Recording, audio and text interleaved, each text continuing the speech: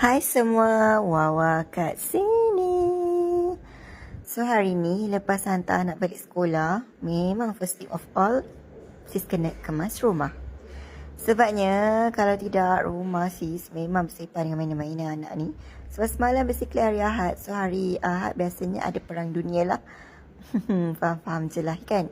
Saja je hari ni nak buat video kemas rumah ni sebab bila suami kita balik, anak-anak kita dah balik sekolah. Anak-anak kita dah balik sekolah, perang pun dah bermula. So nanti suami kita akan cakap, "Yang, you tak kemas rumah ke hari ni?" OMG, OMG. Tu mungkin lah dengan mengupload video kemas macam ni, barulah suami sis tahu yang ku kemas rumah guys. Ku kemas. Cumanya bila timing suami kita balik tu, perang dunia dah berlaku. Jadinya nampaklah rumah tu masih tak dikemas kan. So biasanya sis akan start dengan kemas-kemas mainan diorang, letak balik dekat tempat. Lepas tu barulah sis sapu-sapu lah sikit. Sapu-sapu dekat area yang tak macam bukan kat kapet tu lah. So kita nak kat kapet tu kan vacuum.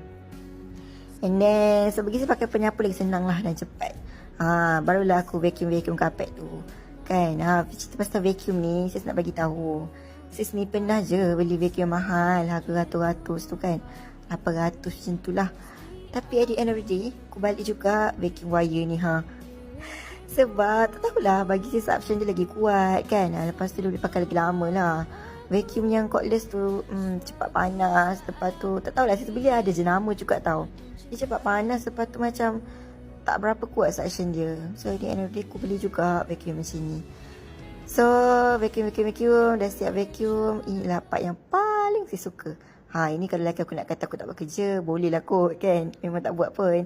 Ambil remote, tekan-tekan, tengok cerita. Yang nak tengok, main-main handphone. Heaven sangat guys. Okay lah, bye. Sekejap lagi nak kena masak pula.